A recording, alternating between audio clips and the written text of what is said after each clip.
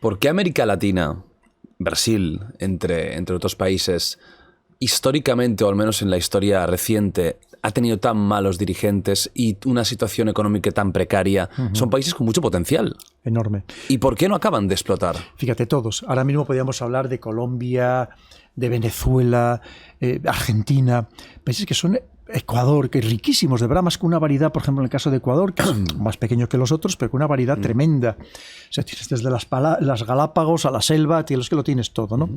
Pero, pues verás, porque son países que, a pesar de que son democracias, hay mucha desigualdad, mucha injusticia social, donde es muy fácil que prendan los populismos.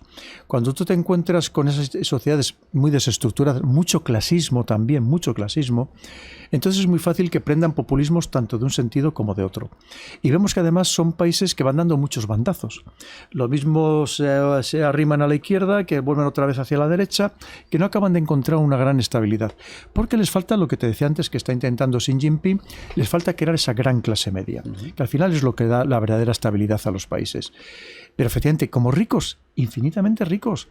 Tú piensas que, por ejemplo, solo el caso de Venezuela, si lo unimos las breas pesadas, puede llegar a tener el 25% de todas las reservas probadas de petróleo del mundo. Y además ahora están descubriendo nuevos yacimientos, por ejemplo en la zona de las Guayanas, incluso en yacimientos offshore, incluso de petróleo de calidad. Pero es que Colombia te pasa igual. Pero riquísimos ya no solamente son en energía, en recursos minerales, en oro, ¿sabes? Hay mucha minería informal que se aprovecha precisamente con verdaderos ejércitos privados que se aprovechan de todos estos recursos minerales. También es verdad que Estados Unidos tampoco nunca ha permitido que existieran regímenes, digamos, estables.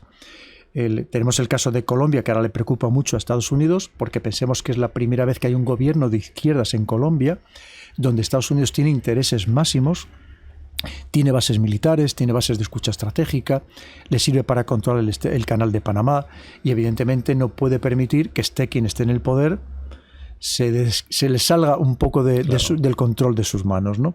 Y seguramente Petro, por muchas de las cosas que ha prometido, el nuevo presidente de Colombia, muchas de las cosas que ha prometido no las podrá cumplir precisamente por las presiones que ya está recibiendo de Estados Unidos.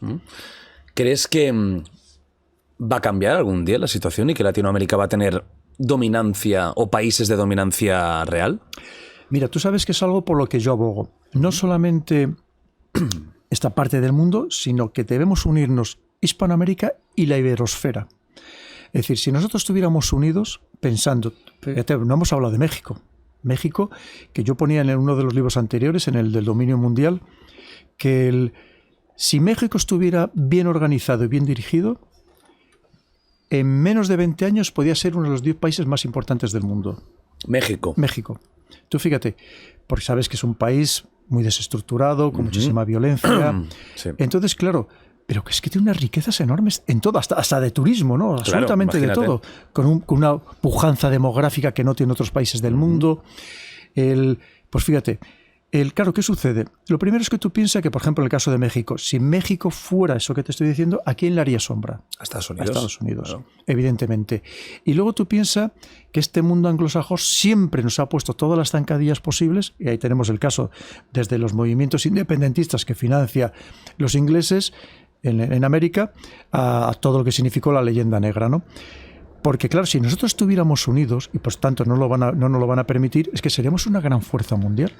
Una gran fuerza mundial, que yo estoy, es uno de lo que abogo, que hablo muchísimo sobre ello, allí donde puedo, porque tendríamos recursos casi infinitos, de todo orden, pero incluso no solamente de los que son necesarios, los que van a ser necesarios incluso para el día de mañana, hasta el litio, fíjate, de todo, tan importante para el mundo está electrificado. Pero además tendríamos, por ejemplo, lo que podría aportar en tecnología, en el caso concretamente de España, a través de Europa. Claro que podíamos... Pero yo no estoy hablando de que una posición dominante de España, ni mucho menos, de igualdad total entre todos los países, que somos todos hermanos, porque fíjate, tenemos algo que para mí es el mayor nexo de unión que existe, más allá de la raza, de la cultura, de la religión, que ¿sabes qué es? Nuestro maravilloso español, la lengua. Lo que más une son las lenguas. Y tenemos esa gran riqueza que encima es verdad que compartimos, en este caso, pues historia, cultura, todo lo demás. Y de hecho, como te pasa a ti, nos pasa a todos, cuando vamos a esa parte del mundo, yo me siento en mi casa. Sí, claro. Yo me siento más extraño en muchos países de europeos que en esos países. Yo llego y me siento en mi casa. Sí. Y la prueba está que tenemos una inmigración, quitando el tema de las bandas, que bueno, que después de todo no deja de ser minoritario, pero tenemos una inmigración hispanoamericana que cuando viene aquí al día siguiente están integrados, absolutamente integrados. O sea, lo que no sucede ni siquiera con los chinos, porque los chinos se incorporan a las sociedades, pero no se integran a las sociedades, siguen haciendo su vida. Pero en cambio, cuando aquí te viene un hispanoamericano, o llamémosle latinoamericano, que a mí no me gusta la palabra hispanoamericano, que es otro invento francés, pero que al día siguiente están absolutamente integrados y ves matrimonios mixtos, es lo más normal y lo más natural del mundo. Y además es que tiene que ser así, porque somos hermanos todos nosotros. Pero claro, el problema es que no nos van a dejar precisamente que tengamos esa unión, ni siquiera les dejan tener esa unión dentro de ellos mismos, como estamos viendo. Que siempre hay, sea por ideas, cosas políticas, por cuestiones económicas, siempre parece que tienen que estar enfrentados también entre ellos. Y es un gran error, porque evidentemente unidos tendríamos una fuerza enorme. Pero lo que te digo, insisto, es que no nos van a dejar.